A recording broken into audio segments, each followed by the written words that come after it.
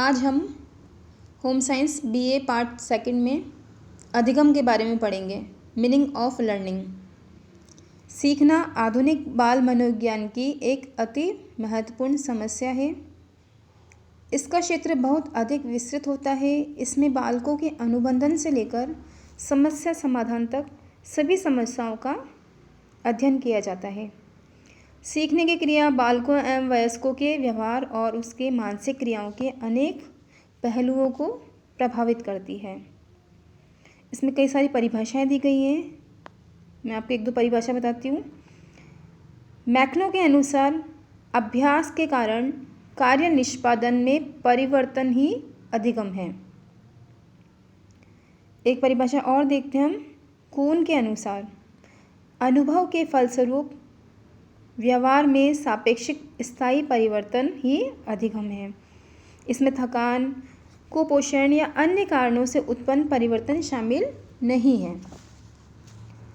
अधिगम की कुछ महत्वपूर्ण परिभाषाओं का विश्लेषण कर यह निष्कर्ष निकाला गया कि अधिगम व्यवहार में अपेक्षाकृत स्थायी प्रगतिपूर्ण रूपांतरण या परिवर्तन है। सीखने के द्वारा जीव नई प्रतिक्रियाओं को प्राप्त करता है अथवा पुरानी प्रतिक्रियाओं की क्रियाशीलता को बढ़ाता है। व्यवहार में ये प्रगतिपूर्ण परिवर्तन अभ्यास, प्रशिक्षण एवं पूर्व अनुभवों के कारण होते हैं।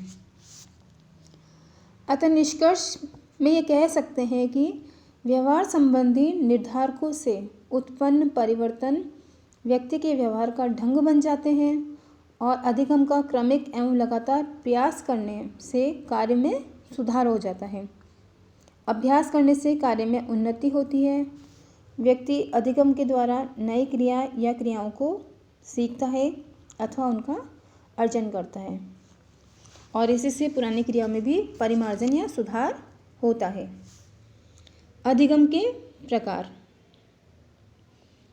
अधिगम या सीखने को कई श्रेणियों में बांटा गया है, जिनके कुछ प्रकार हम देखते हैं।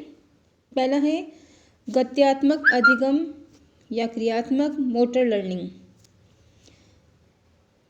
गत्यात्मक अधिगम का अर्थ ऐसे कार्यों को सीखने से है जिसमें शारीरिक क्रियाएं या बाह्य व्यवहार मुख्य रूप से प्रदर्शित होता है। इस प्रकार के अधिगम में क्रियाओं की गति और क्रियाओं के स्वरूप पर ध्यान दिया जाता है। गत्यात्मक रूप से सीखे गए कार्यों का बाह्य रूप से निरीक्षण किया जा सकता है, जैसे साइकिल चलाना, तैरना, नृत्य करना, सीखना इसके उदाहरण हैं। दूसरा अधिगम का प्रकार है शाब्दिक या वाचिक। मानव अधिकांशतः वाचिक अधिगम द्वारा सीखता है, क्योंकि मनुष्य ही अपने विचारों, भावनाओं इत्यादि का परस्पर आदान प्रदान करता है। पाठशाला में या स्कूल में शिक्षा भी इस प्रकार की वाचिक अधिगम है। इस प्रकार का सीखना संकेत, चित्र, शब्द, अंक या वाणी के माध्यम से होता है। तीसरा है अनुबंधन, कंडीशनिंग। नए प्रकार के उद्दीपक, अनुक्रिया, संबंध जिन अधिगम परिस्थितियों में सीखे जाते हैं उन्हें अनुबंधन कहा जाता है। अनुबंधन संबंधी अध्ययन परिस्थितियों में रेनफोर्समेंट का विशेष महत्व होता है।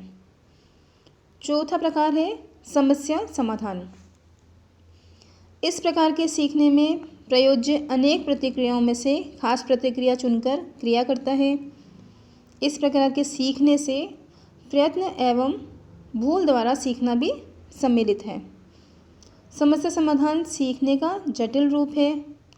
अनेक स्थितियों में समस्या का समाधान चिंतन का भी रूप है।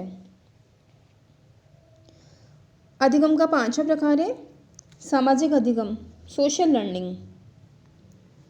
माता पिता, परिवारजन एवं समाज के अन्य व्यक्तियों की सहायता से बालक अपने अनुभव और व्यवहारों में परिवर्तन एवं विकास को एक सीमा तक सीखने के पश्चात पर्यावरण और समाज के द्वारा अपने व्यवहारों और अनुभवों में परिवर्तन करना सीखता है या अधिगम करता है।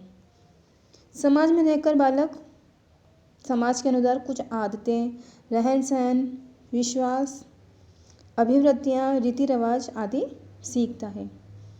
अर्थात वह समाज के अन्य व्यक्तियों की भांति सामाजिक व्यवहार करता है या सीखता है। सामाजिक अधिगम के द्वारा बालक सामाजिक प्रत्याशाओं के अनुसार व्यवहार करना सीखता है। परिपक्वता और अधिगम। परिपक्वता और अधिगम दो परस्पर भिन्न प्रक्रियाएं नहीं हैं, यह केवल विकास की मौलिक प्रक्रियाओं के ही पक्ष हैं। यानी दोनों क्रियाएं जो हैं वो अलग नहीं हैं, ये दोनों एक दूसरे के जैसे हम कह सकते हैं कि एक सिक्के के दो पहलू हैं।